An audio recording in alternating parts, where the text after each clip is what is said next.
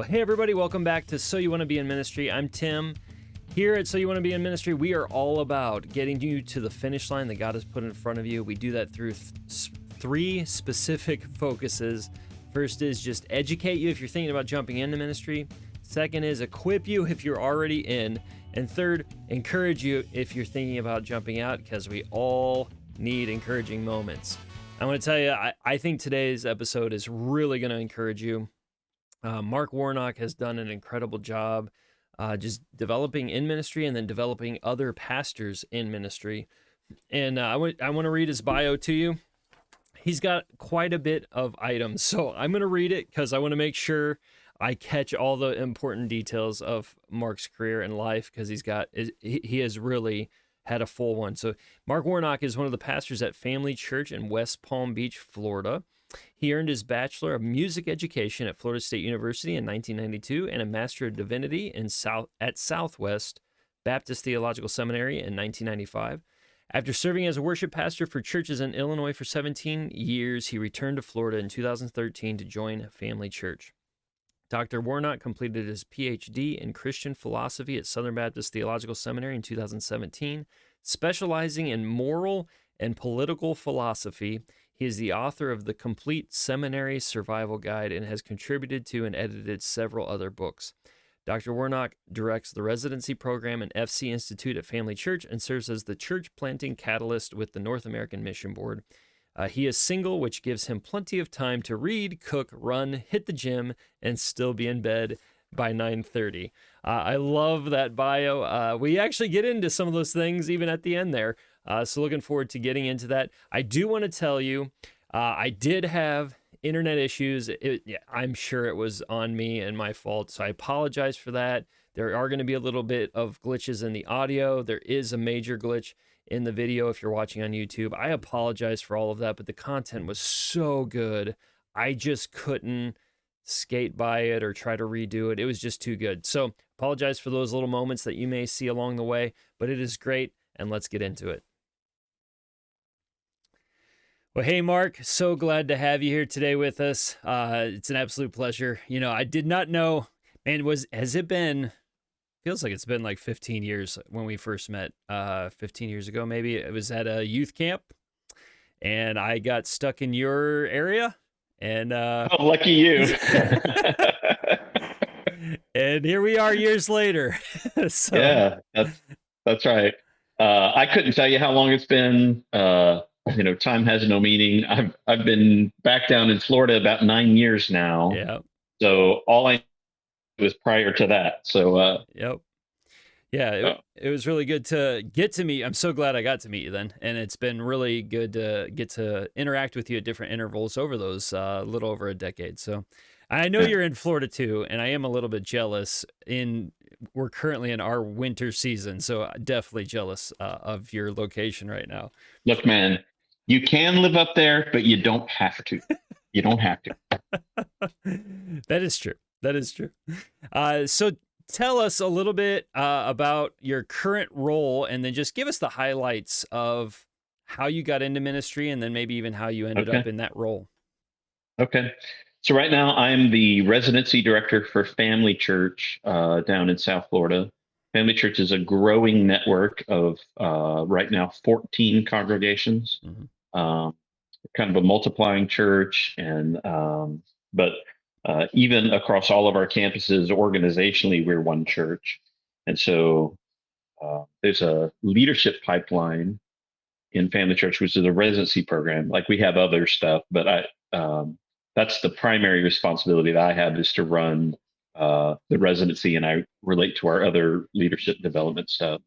And kind of hand in hand with that, I'm also a church planting catalyst with the North American Mission Board, and I work with the big Florida team, and specifically the South Florida team, and kind of organizing things locally in Palm Beach County and encouraging in that way. And it is all fun.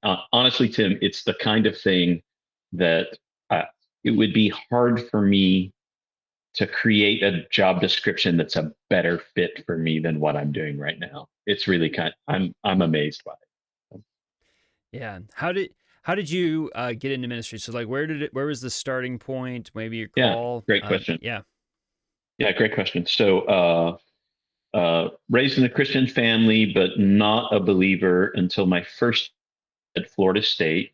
I was kind of doing a typical college thing, living for myself, came to the end of that, and God woke me up from the dead my second semester up there.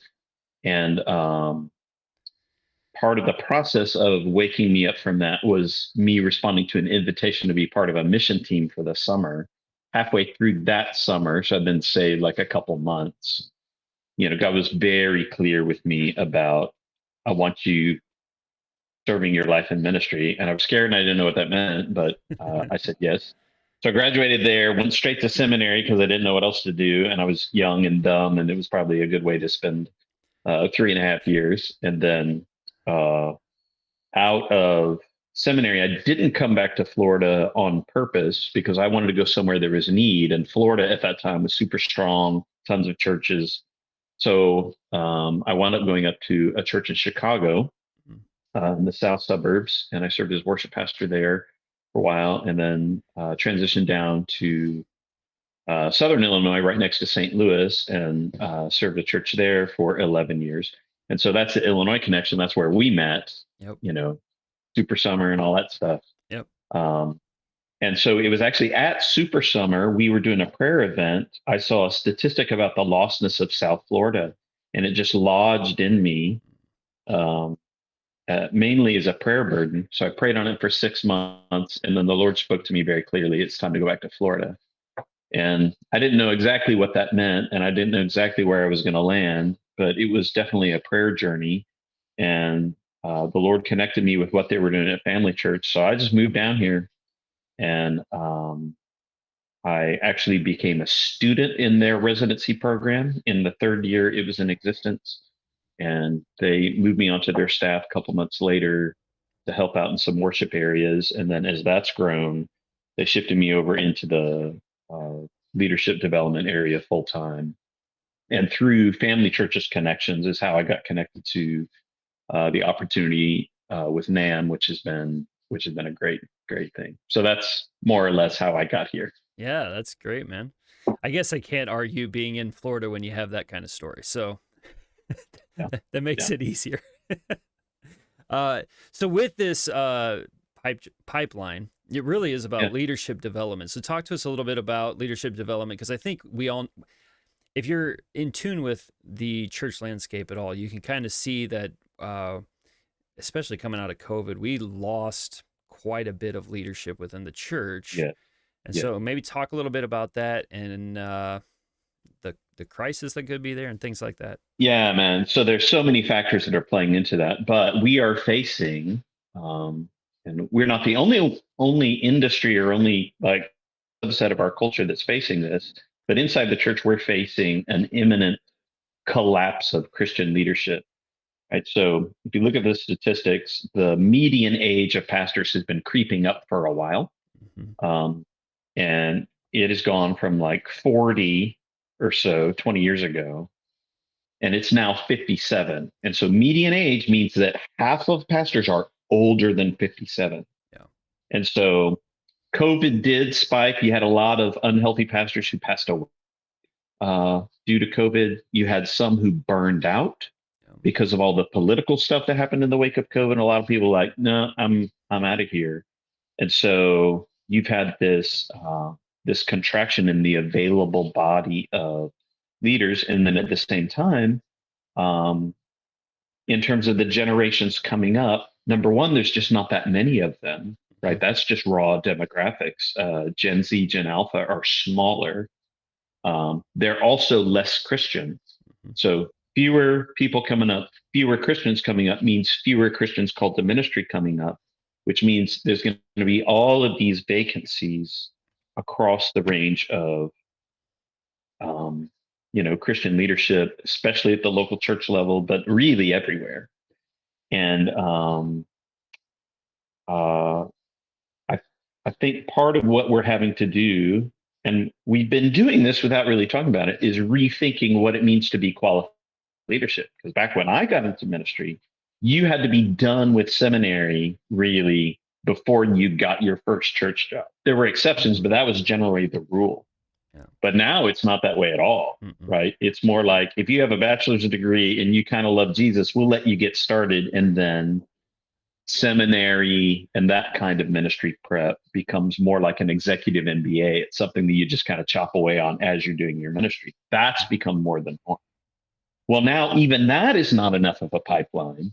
And so we discovered this with the mission board in the church planting sphere for a while, because there for many years, there's like this wave of youth to like, were chomping at the bit and they wanted to do it better than their lead pastor. So they're like, I'm going to go start my own church. So you had a whole wave of those.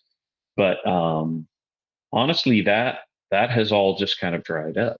So now let me bring it to my own context here at Family Church. Okay. So Jimmy Scroggins comes down. He's our lead pastor. He comes down to what was at that time First Baptist West Palm Beach. And they hadn't had a pastor for 5 years, really struggling. There's a very committed core here, but the church had a lot of problems. So he came in, he made a lot of hard decisions, righted the ship, and then kind of looked around and said, you know, this church has been dreaming the mega church dream. We've wanted people from all over Palm Beach County to drive down to the big mothership by the water.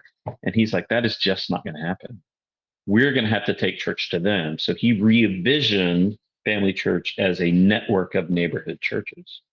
But one of the first things that they did in order to fuel that is they set up the residency program as a leadership pipeline to produce leaders inside Family Church to be able to help us multiply these things. Because in our context down in Florida, you know, people like the idea of Florida and they like Florida for vacation, but living here is different.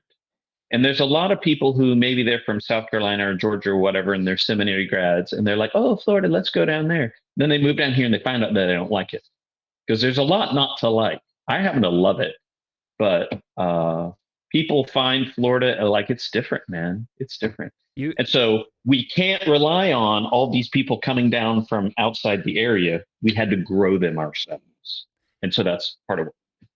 Yeah, you actually, I remember one time you told me, as we talked through different ministry positions, and this was years and years ago, but as I was even trying to consider what might be next for me, and you even said you need to imagine that you're a missionary if you come here because you're coming to a completely different place.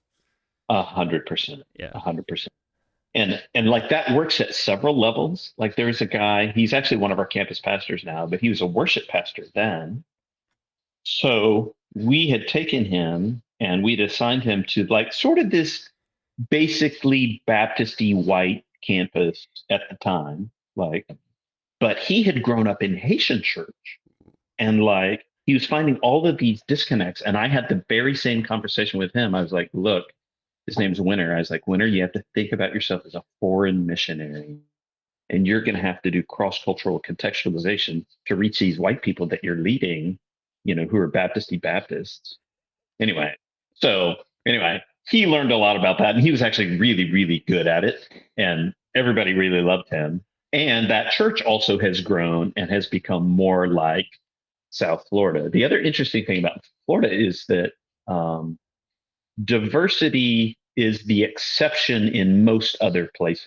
Like if you go to Toronto, it's a big city, there's a lot of diversity, but it's in pockets. You'll have the Indian corner over here and the Chinese corner and the white people over here and blah, blah, blah. And there's not a lot of intermixing. But in South Florida, everything is diverse all the time. Everybody is everywhere. And there are no little enclaves, really. I mean, there are some, but you have less of that here than in a lot of metropolitan areas. All right. So you have this leadership pipeline. Take us through how you find out about somebody even being interested, or are they qualified? So you talked about qualification. Like, what are you looking for? All of that. Okay. All right. So a couple other things I have to say about our search for leaders, because we're trying to find leaders in South Florida. One of the things about South Florida is that it's kind of expensive. Okay. And you kind of have to like it to, you know. So what we've tried to do is identify people who are already here, Mm-hmm. who have full-time jobs and families. So we've been trying to find bi-vocational people who are already embedded in South Florida. Um, that saves us a lot of expense. It saves us a lot of turnover in leadership, that kind of thing. And the thing is, and I think this is probably true in just about every church, is there will be people who are steady, faithful church members who, back when they were kids, the Lord stirred in them something about serving Him, something about leading. Maybe there is a calling to ministry, but then maybe they went to school and then they got married and had some kids and need to pay the bills and la la la, and life just kind of carried them along. Yeah. Well, we have found a number of people mid-career who are able then to come into a bivocational training method, right? And they're able to give kind of like a part-time job space, both to that development and later to serving in a bivocational capacity. Mm-hmm. And they can turn into really flourishing leaders. As a matter of fact, this fall we're going to launch Family Church up in Jensen Beach, and there's a residency grad who's going to be the lead church planter up there, and that is exactly his story. He served in ministry as a young man, and then he got into corporate world, and he's married and he's got 4 kids.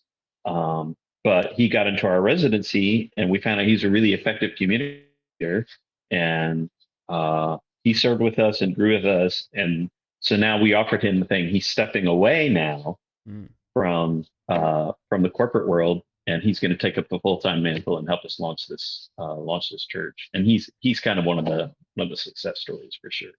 Cool. Do you think this is a little bit sidebar to this, but do you think bivocational is going to have to become a main thing to kind of lean into this leadership gap? Yes, definitely, for a couple of reasons. Number one, bivocational, it's the future, but it's also the past. Like most churches in the history of Christianity, and I would even bet if you go globally, most churches right now have bivocational leadership, because most churches are small, 40, 60 people. Mm-hmm. And they don't have like the whole like full-time staff thing that you and I have been living in is really a historical aberration. Yep. Like you've had it, but it's not been the main thing in terms of like on the ground Christian leadership. So like there's a long history tradition of it, and I think we're going to have to revalue it. One reason is because of the leadership shortage, we're going to have to press into bivocational people to help fill the gap. That's one reason. Another reason is the church is going to be more in a more fragile position to the culture that is becoming more and more hostile to our central convictions. And so, like we're a couple of legislative votes away from the taxation of churches, right? Now, I don't see it on the horizon immediately, but it could happen. And if that happened, churches would not be able to sustain full-time people. Yep. And so to find somebody whose primary way of supporting themselves and their family is outside the church, both helps the church expand its leadership base faster, because we don't have to support middle-class families at a, that kind of income level. Mm-hmm. And it gives greater security to the leaders because they're not depending on it, right? And so if you go into a church with a cranky deacon board, you don't have to worry about losing your livelihood. Like you can just square up against them. It's like, what are you going to do? Fire me? Like, I'm not going to lose anything, right? Or they can say, well, heck with you. I'm just not going to do this anymore. I don't have to, right? I can serve God for free. I'll start a Bible study in my apartment complex or something. And so having what I would call, financial walk away money or walk away opportunities. Like there's a more salacious term for it that I won't mention, but I think that's going to introduce a number of a kind of freedom for Christian leaders. And the other thing we've discovered with bivocational people is they don't have time to fill their schedules with useless things that sometimes churches tend to accumulate, right? If they're Bible, they don't have that much time. They can only do what's absolutely essential. And so the other great thing about that is it tears you down to the most fundamental basics of preaching and teaching and evangelism and discipleship and shepherding and care. And we don't have time for other stuff. Awesome. Okay, so you're looking inward, people that are in South Florida, people that are within Family Church. Is there need to be something true about them within the context of the local church that, like, do they seek you out? Do you seek them out? How does that Yeah, happen? that's a great question. Yeah, you asked me like 3 questions ago how I discovered people, and I've been dancing around. That's all right. It's all been good. When we started the residency program, it was about half and half people from down here versus people who would move in from out of area to kind of, right now, like on the English side of our residency program, I'm about to graduate 12 on the English side, and one of them moved in from out of area. So years, part of that is Family Church has a bigger footprint. We have more people to draw on for this kind of leadership development. But the way we identify them mainly is I'm asking campus pastors who they have, who's already leading, who already has a little spark in them, and who might be open to being developed. And honestly, like sometimes we'll do the big announcement, hey, we're having a residency preview. And the ones that show up and you say, well, how'd you find out about it? Or what made you come? And they're like, well, the Holy Spirit just moved me. Usually they're not good candidates, right? Yeah. It's the ones we already know about. Those are the ones we really need. So I'm looking for 6 things, more or less. And I've learned this the hard way over the years. The first thing that I'm looking for is emotional intelligence. Ooh, all right. It's the first thing that I'm looking for. I need a pen to write these down. Well, no, you can just like listen to the podcast and take notes later. I can, but I may have questions. So the reason we found this is people who are like really into Jesus. There's a subcategory of them that I might occasionally have been in myself, called the religious weirdo. Yeah. Right. The person that doesn't have the social skills who look, that we have them at every church and they're great. And I'm sure they love Jesus.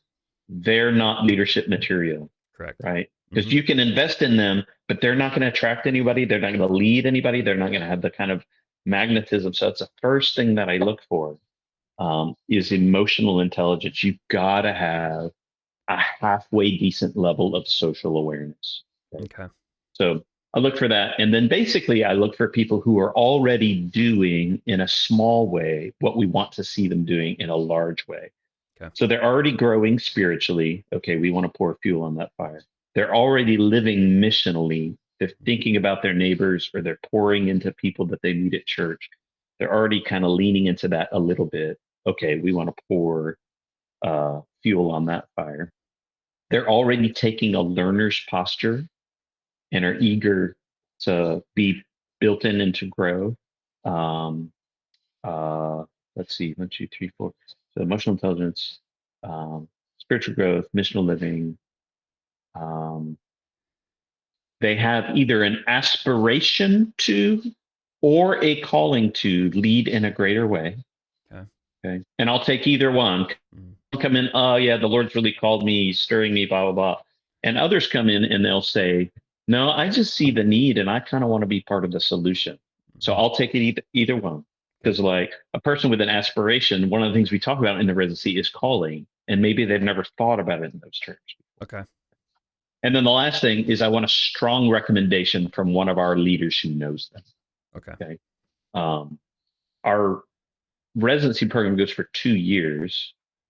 Part of the reason for that is that if you're dealing with bi-vocational people, you can't get everything in a year. Yeah. Right. You're sort of doing it on a part-time basis, so it takes longer. But the other thing that's great about 2 years is nobody can fake it for 2 years. they can fake it for one, because Yeah. this has happened to me. Like like I've had the fakes run out in the second year, right? And Mm. so 2 years is a great amount of time to observe a person, their character, how they respond to pressure, their family, and how they manage those relationships, all that kind of thing. The Bible says we shouldn't lay hands on anyone too hastily. This is one way that we kind of take our time.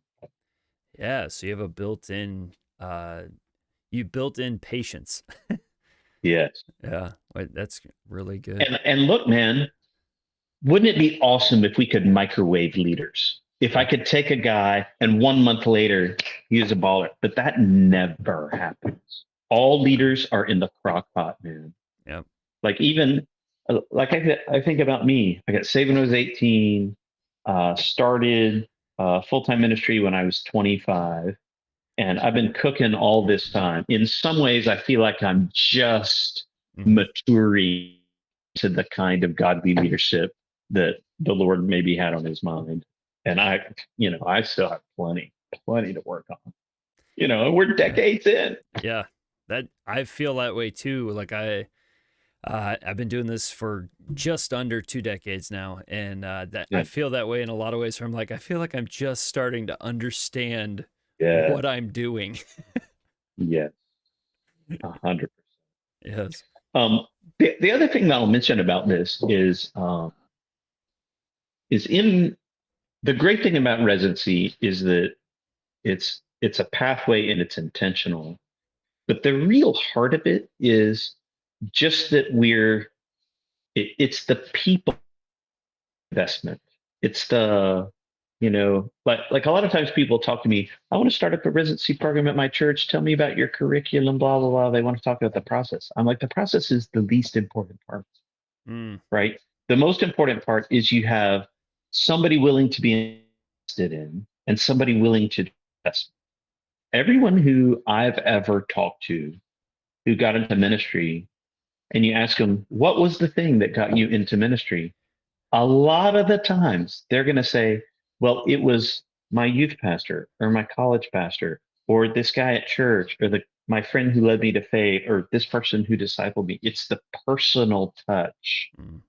and the relational aspect of the investment. That's really the sauce of leadership development. And like what we're doing in residency is just kind of a dressed up, organized way of doing that. But Do you keep adjusting the process, like as far as classes or anything like that? Do you keep refining it? yeah, Yeah. yeah, Yeah. we make adjustments every year Yeah. because for us, um, uh, Pastor Scroggins has told me the residency does not have to be successful, right? For us, it belongs in the category research and development. Okay. And the point of R&D is not to succeed. The point of R&D is to learn. It's to learn. And so every year we learn more about how to develop leaders and how to, and so at the end of the year, I kind of take stock and then we'll tweak some things about the process. Like for instance, one of the things that we've learned along the way is the importance of emotional intelligence as a selection. Yeah. So that's right there is another reason why the relationship is so critical, because as you're learning more and you have that relationship, you can just easily go back and say, hey, here's more that we learned that we didn't get to teach you. Mhm. Yeah. Doing it long enough now. We're in, I think, our 11th year. It's like we have a lot of residency grads who are serving in our network, a lot of them at volunteer levels, some of them part time and some of them full time in our network. But I recently had my first residency alumni gathering where I Okay. pulled them all back in and I gave them all a book and we did a little talk and had a dinner together and that kind of thing. And so, like, that's a whole nother area of development because after you finish the 2 year program, you're not done growing, you're not done developing. Some of my folks will start seminary after residency. Okay. All of them will continue serving and growing in that way. And a lot of times the pattern is they'll finish residency, they'll kind of keep on serving, and then a few years later, they'll get the nod and then step up a level of higher responsibility. Okay. Where would you put, because I've had different individuals debate me or maybe even argue with me about where talent falls within that. And so I know you talked about you want to see that they're already doing something on a small scale that you would want to see them do on a larger scale. Would Yeah. you, if somebody said like, well, do they have talent to do something? Where would you put that in the grand scope of any of that you talked about, the 5 areas that you already talked about? Yeah. Um, Or would you you know, even? I I don't really care about talent. I Yep. just don't care, right? Because talent is it's a it's sort of a secular way of talking about giving, right? I know what's meant by that because particularly like in the area of music and in the area of like preaching, teaching, Hmm. there's some people who are really talented, and everybody wants them. Yep. Everybody wants them, and so talented guys can, you know, they can kind of write their ticket if they want to do it. But then the problem is, we've seen a lot of those guys where their talent outruns their character, right? So I'm far more interested in like when I say how are they growing spiritually, how are they living missionally, that kind of thing. I'm asking that from an obedience perspective. I'm Hmm. asking it from a discipleship perspective, not a oh man, this guy's a baller, we got to get him. Like that's a reality, and we're not blind to it or immune to it. But just for me, it's not that. Now, it's probably more important for other people in our organization who are making leadership selection things, and they may pay attention to that a little more than I do. But like Tim, you and I have been in this long enough that we know that faithfulness will trump talent in the long run. And like, I'm in this thing to play long ball, man. I don't want a 2 year flash in the pan leader who flits onto the next thing or burns out or fails morally. We've had plenty of that, man. Yep. We have. I'm there with you. I know you already know that, but just to make sure it's clear, that's where I'm at No, too. no, no. Yeah. I understand. Yeah. It's a good question, though. I am very much more focused on faithfulness, obedience, teachability, uh, interacting, like caring about people. Yeah, way more than how good you are at something. Because if you're faithful and you're teachable, you will get better in some areas. Hmm. In some areas, it may be massive, and in other areas, it may be minimal, but you're going to get better because you just have that posturing. Well, it's so interesting because we're coming out of a season of the evangelical church's life where the importance of talent and entertainment and engagement in a form of church life that is stimulating has been kind of the primary driver of the main things of what we're doing. But like you look at what's happening at Asbury. Mhm. Asbury is not about talent, man. Um, It's just about people who are being and who are showing up and are listening. You know, you're seeing this shift to a desire for authenticity and something that's just kind of real and rooted in love. You know, um, People are looking for moments with God. yeah, yeah, I, and they're not looking for awesome moments with a musician yep, or awesome moments with a preacher. Although those are like, I mean, those hit good. yeah. Like, you get a skilled guy in the pulpit and you're like, oh, yes, what he said. Mm, mm, mm, mm, mm. And kind of go to church or whatever. But that's not the stuff, man. Mm-mm. That's that's not the substance of walking with Jesus and walking with people out of broke to the gospel, which is what ministry is really all about. Well, cool. Anything that I may have missed with the residency program that you would want to talk about? Um, I'm usually asked in residency, like what is it that you do and blah, blah, blah. So let me do a little bit of that. Okay. And then the other thing I want to do is I just want to I want to say a word to churches about how they can be and should be doing it. All right. Okay. So make sure I remember both of those. Okay. So in terms of what we do, our residency program, the way we structured it, it has a classroom aspect. We read books, we have lectures, we have written assignments. It's basically a topic a month, one topic, one book, one written assignment a month, more or less. Those are kind of how the units work through. So classroom is one aspect. And then there's a whole set of assignments that are called field experiences. So like my first semester residents have to have 12 gospel conversations that they log and tell me how they went, and that's usually oh my gosh, there's lots of levels of discomfort because most Christians are not sharing at that active level. And I understand because, a lot of the time not either. And, but it helps them sort of break up the logjam of their being accustomed to non-evangelization. Right. And so you have things like that. Other like just here ministry you need to get along the way. So we have that. So field experiences, so classroom stuff, field experiences. And then supervised ministry is the other one, because all of my residents are serving in some capacity at one of our networks under the leadership of one of our pastors. That's kind of the context in which they're practicing and deploying all the stuff that they're learning in the other two areas. So the three things that we've kind of structured our program. Okay. And then, but since, yeah, go ahead. I was going to say, and then the doing it part, like you, with the churches, like how, you said, remind you about that one. Yeah. So,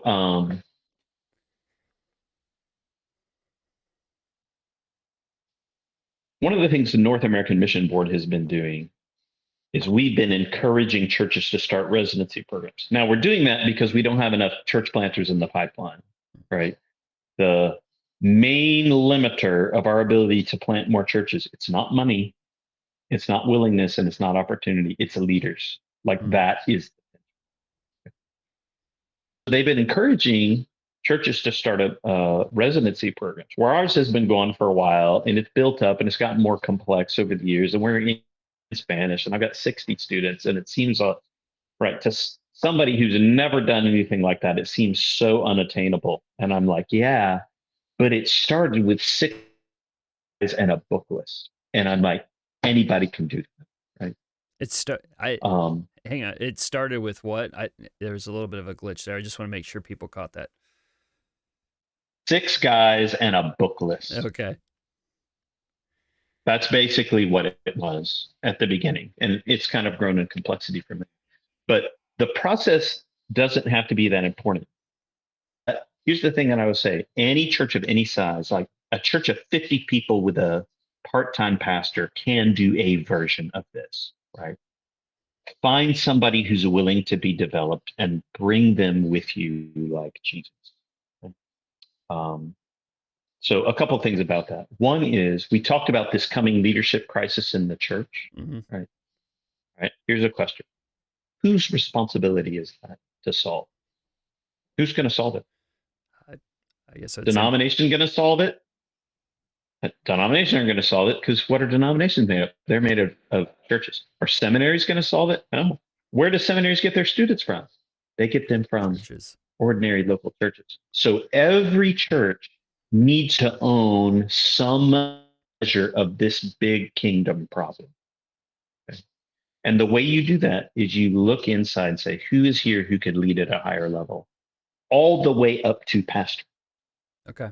Because in a lot of churches that I see, the normal thing is, hey, we want to connect with guests. We want to get them, or we want to get them to a membership class. We want to get them saved. We want to get them baptized. We want to get them in a group. We want to get them serving the end. And so we'll get them to like 33% on the Christian leadership ladder.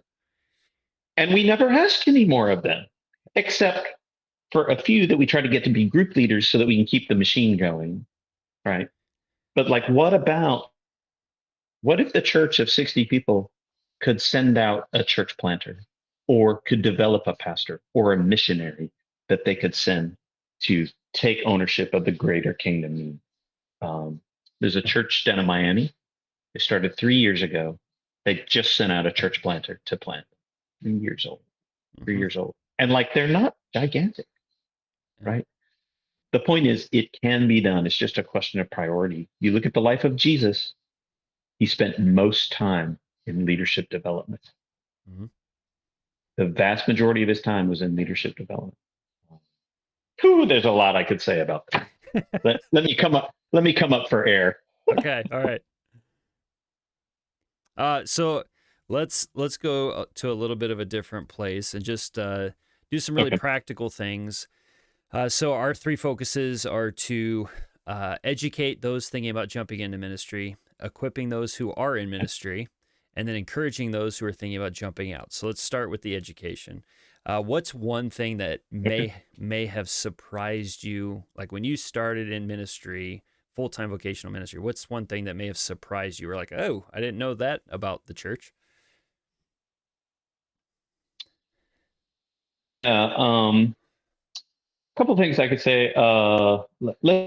This one, because I had this conversation with one of our student pastors, bivocational student pastor who serves at my church. Great guy, just great, loves Jesus a lot. So why is it that people get into youth ministry? It's because they love kids and they love hanging out with them, blah, blah, blah, blah, blah. Now, you know this. And then you become a youth pastor and you realize, wait, it's not about hanging out with the kids. Yeah. The youth pastor's responsibility is to develop a team of leaders who do all the fun stuff that you used to get to do, but now that you can't do anymore. Yes. Right. And so as you move up in leadership, like, it changes. I think everyone enters ministry as a specialist Okay.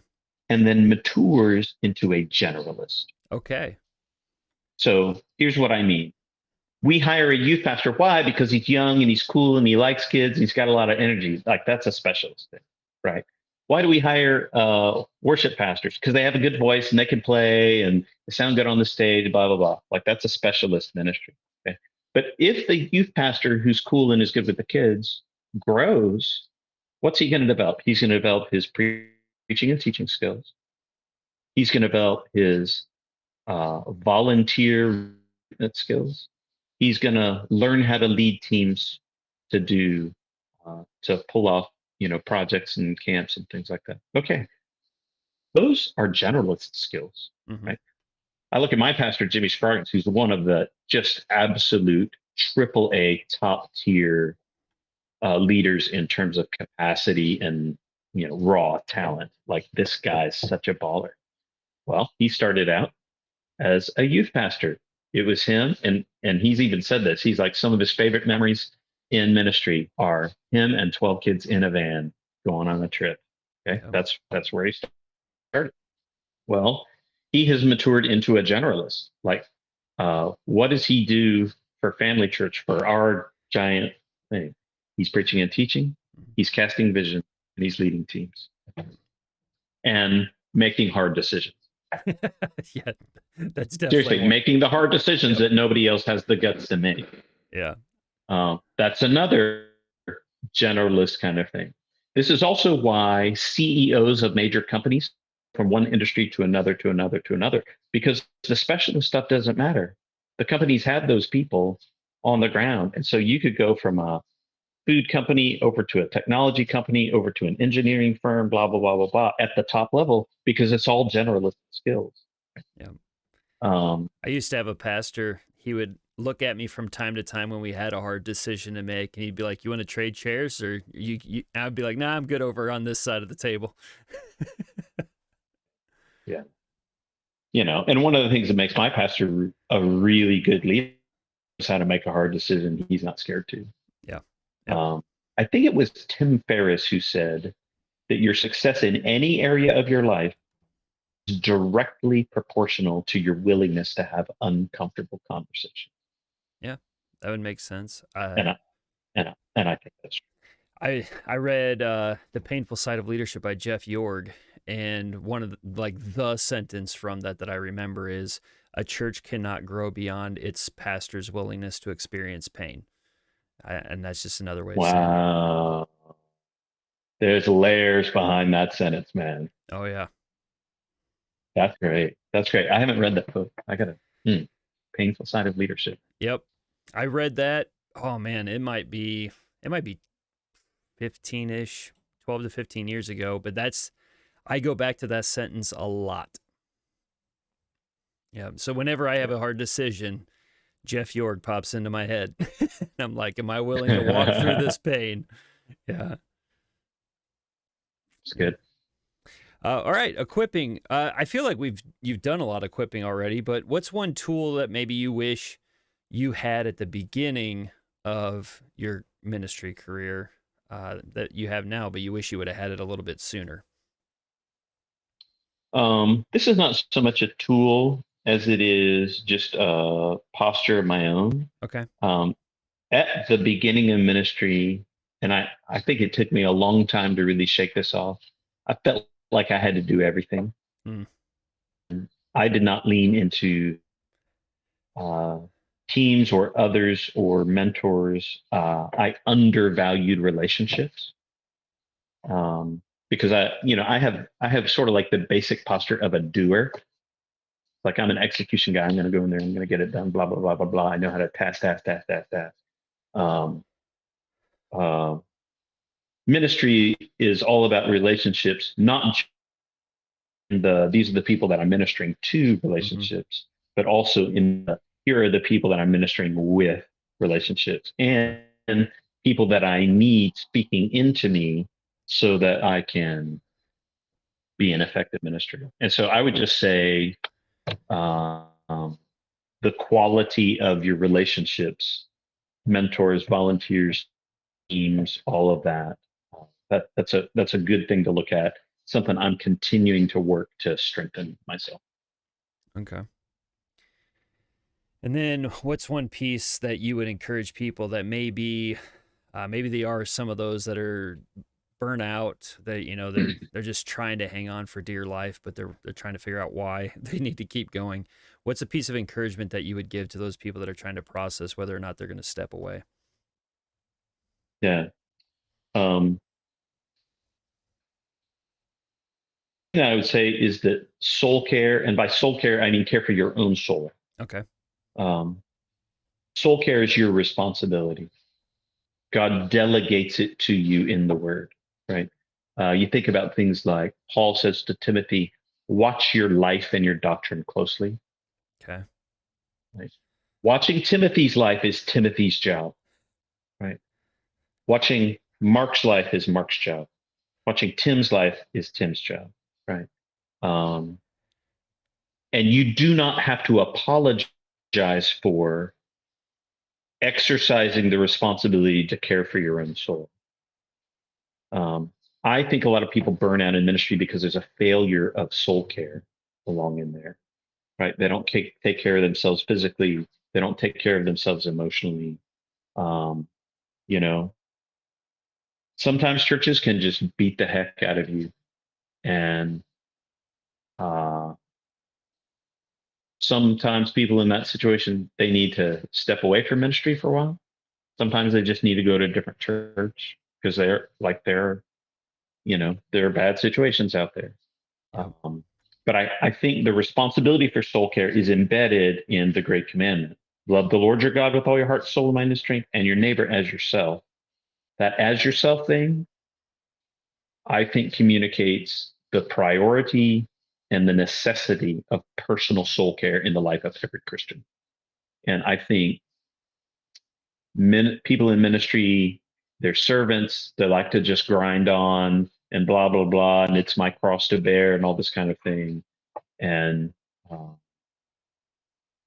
and well, there's a lot more I could say about that, but just the responsibility for soul care is yours. So do it. And you don't have to apologize for it and you don't have to earn it. You don't have to earn the right. You don't have to earn the right to care for your soul. You don't have to earn the right to rest. Mm-hmm. I see this a lot. Um, for the Hebrews, the day began at sundown. the day starts with rest. The first thing you do is nothing for 8 hours. And then you wake up into the activity that God has been doing all night. And then you work and you labor. And then you start again from rest, right? Following Jesus starts from rest and then moves into work. It's not, oh, I have to work so that I can rest. No, you rest first. And then we get to. That's a major cultural shift. Like, Oh, I know. Well, and for me too, like I'm a doer. I'm a doer. But the Lord has spoken this into me over the years. And just one example of this, I go to bed at 9:30. I just go to bed. First of all, there's nothing good that happens after 9. Apologies to the night people. I'm a morning person, so I get it. But I learned a long time ago, I'm not losing sleep for hardly anything. Now, will I get up at 2 o'clock in the morning if somebody calls me or if there's a crisis? Yeah, sure. But most of the time, I just go to bed, man, because I need 8 hours of sleep to function as a human being. And if I get 5 or 6, I'm more vulnerable to temptation. I'm crabby. I'm cross. I'm disagreeable. Like it's not good. In order for me to be the Christian, I need to be much less leader. Bed. Anyway, that's just one example. Yep. So I shoot for 9 o'clock. So I'm very much in the same way. And because my body, just as I get older, my body wakes up at 5 o'clock.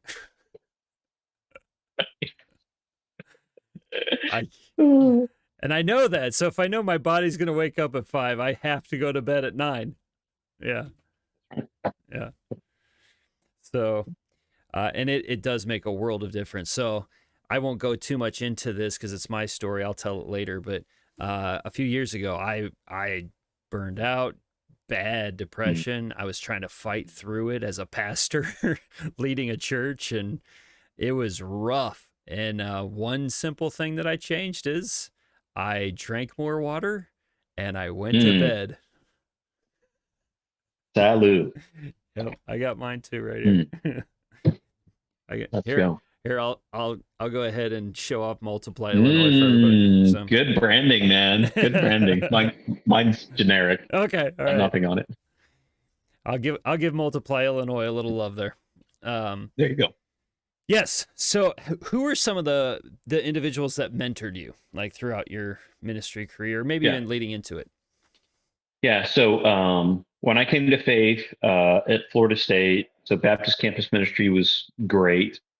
Lifelong friends from there, and the campus ministry director there mentored me personally for 2 years. I was a president there for 2 years, and so like that investment was really, really huge. I would say that's probably the one that was most formative. Okay. I think when we come to faith, it's those first people who are speaking into it. Man, they just have this disproportionate kind of impact. But they even like today, there's a guy on our staff. He's probably 10-ish years older than me. Mm-hmm. Just he was an ordinary pastor for us, and now he's serving a different role in our organization. But he's just one of these steady, faithful, got grown kids who are serving the Lord. He's being a grandfather, but just loves Jesus and has done it steadily and faithfully. And like, I love sitting down with Keith Albert, man, that guy. There's another guy on our staff, Kevin Mahoney. Same thing. Like, he's been local down here, West Palm Beach, loving on people in family for decades. And I'm like, I want to be like that when I grow up. And so I'm honored to know guys like that. Yeah. And then I enjoy asking this, and I know that you have suggestions, but what are like 2 or 3 books that you can't give them out fast enough? You can't recommend them highly enough? Like, what are the 2 or 3 books that everybody just needs to go purchase like right now? Okay.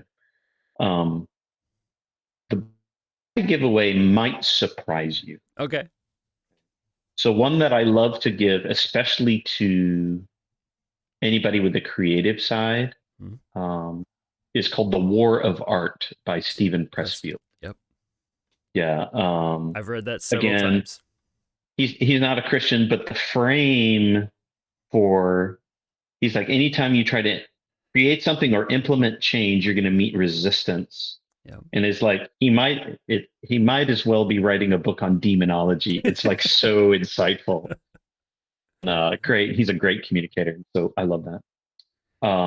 All of my friends who are like in their young 20s, just getting started out, I buy them a book on personal finance. Okay. The one that I give them is I Will Teach You to Be Rich by Ramit Sethi.